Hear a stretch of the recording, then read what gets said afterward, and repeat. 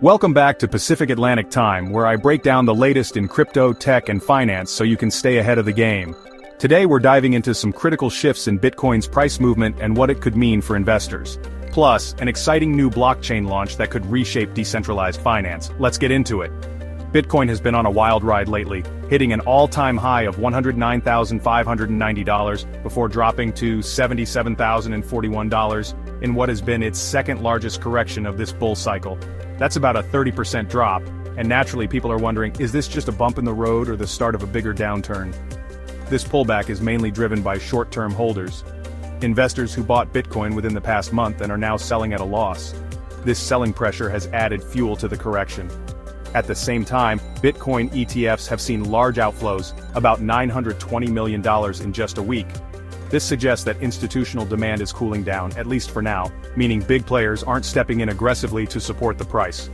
Historically, corrections of this size in a bull market often set the stage for the next leg up. Analysts at Bitfinex point out that when Bitcoin has pulled back around 30% in the past, it has often bounced back stronger. But as always, the bigger picture matters. One key factor is the broader economic environment.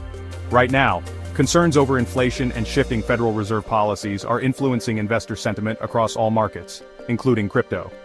Rising treasury yields have made traditional assets more attractive, causing some investors to rotate out of Bitcoin. That said, if institutional buyers re-enter at these lower levels, we could see Bitcoin stabilize and regain momentum. The next few weeks will be crucial in determining whether this is a healthy reset, or if the market is shifting into a different phase. While Bitcoin's price action is grabbing headlines, there's also some exciting innovation happening in the DeFi space. Athena Labs and Securitize have just announced a new blockchain called Converge, which aims to bridge traditional finance with decentralized finance, or DeFi. So, what makes Converge different? Unlike many existing blockchains, this one is tailored for both retail and institutional investors. It's built on Ethereum's virtual machine, EVM, meaning it will be compatible with a vast ecosystem of DeFi applications. What's really interesting here is the focus on real-world asset tokenization, basically taking traditional financial assets and putting them on the blockchain.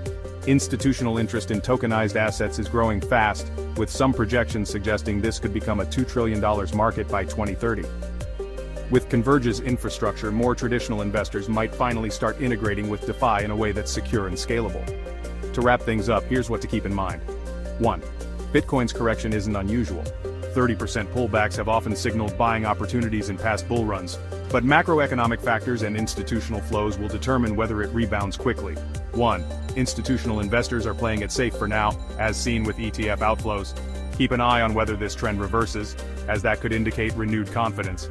1. The DeFi space is evolving, with projects like Converge making it easier for institutions to engage with decentralized finance. The growth of real-world asset tokenization could be a major trend shaping the future of crypto.